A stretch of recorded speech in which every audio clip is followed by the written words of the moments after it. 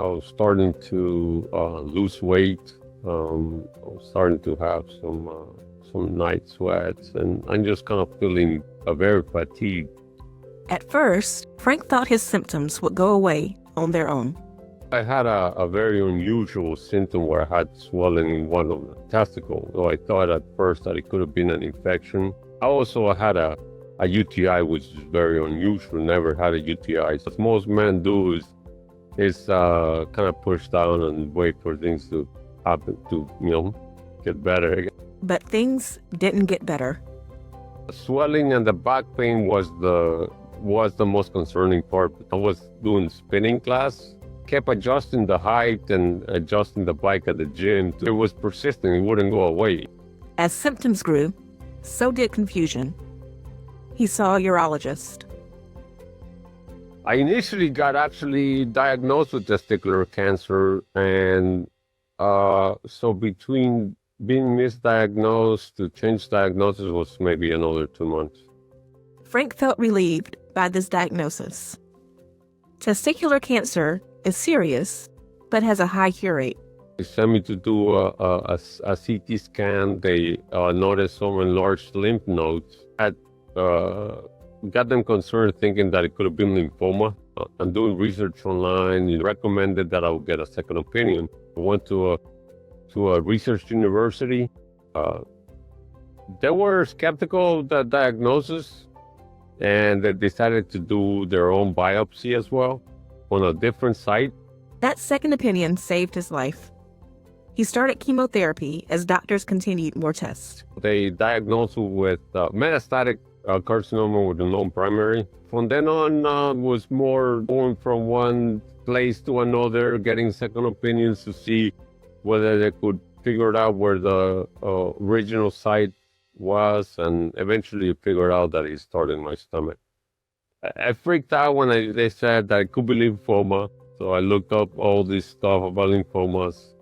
2 months after his testicular cancer diagnosis, doctors told Frank he had EBV-positive gastric adenocarcinoma, a form of stomach cancer linked to the Epstein-Barr virus.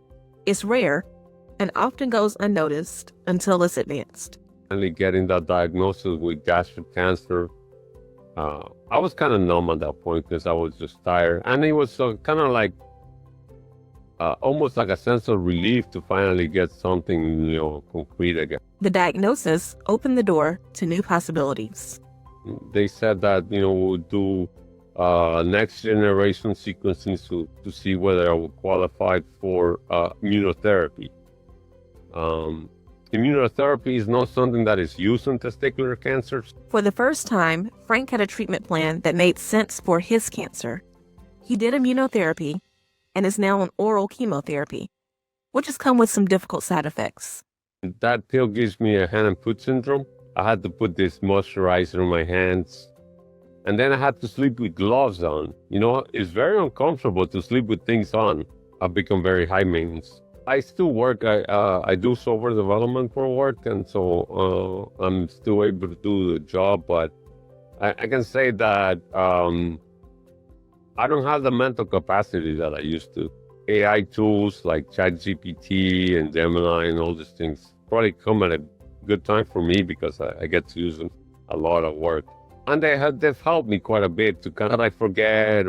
I used to like going to the gym, but now I'm concerned with, getting sick. So now I'm trying to set up a home gym so I can still be active without the risks. It's a little bit more isolating. Frank has learned to lean on his wife for support. She's more compassionate and understanding of not feeling well or feeling fatigued. And she does notice more changes than I noticed. And it helps to have somebody that is also looking out for you. And he's getting out more thanks to a new friend. The dog has been a big help for me. I actually got him last year after I was diagnosed because I wanted to stay active. I doesn't know that I'm sick. Or in a way, it's nice to not be seen as a patient. Him and just his body. Frank's experience has taught him how to advocate for himself. My wife was going to my appointments in Georgia. We went to Indiana. We went to New York. We went to Tennessee, so we were going all over the place, trying to get some sort of answer. I'm hoping that somebody will say something better. I figure that if I go to 3 doctors and they tell me the same thing, then, it's kind of encouraging. But I figure the more opinion, the better. I get some pushback with my original oncologist.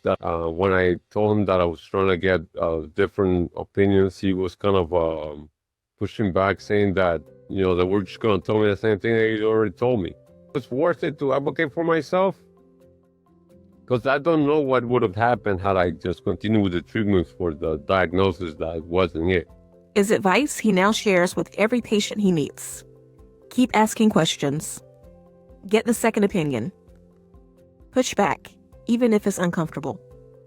I'm more involved with the community, with the cancer community overall.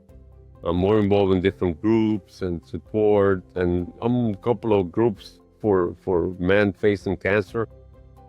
Because of this situation where a lot of men don't speak up about their situation or their issues, to me, survivorship is just to hopefully make that situation a little bit less overwhelming and less bad for somebody else. Frank has found purpose helping men who feel isolated, who've been taught to tough it out. Women are typically very outspoken, and they reach out whenever, they reach out for community, they reach out for support. And that's why most of the support groups are surrounded by women. And that's good, right? But for men, they isolate a lot, and they kind of like bury their feelings and bury their fears, right? Maybe it's just something that's been ingrained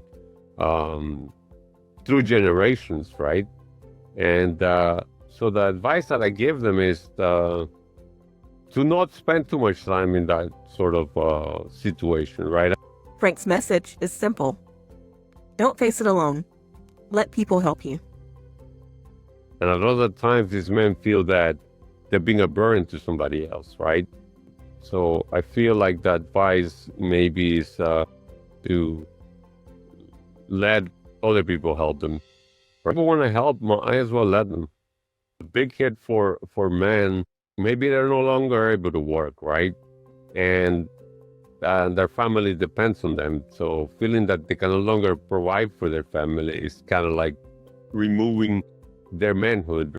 I have some people in my group that, their wives used to be stay-at-home moms, and they want to go back.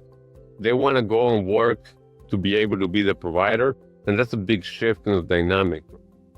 Frank learned that vulnerability doesn't take away your strength. It reveals it. And he's carried that lesson into every part of his life. The longer I'm in the cancer world, right, the more you realize how many people deal with it. Cancer has made me more sympathetic of other people's situations in general. That newfound empathy extends beyond his illness and into how he sees the world and his relationships. I try to spend time with them whenever possible, and try not to postpone. Right? Somebody invites me to some sort of trip, I take the trip.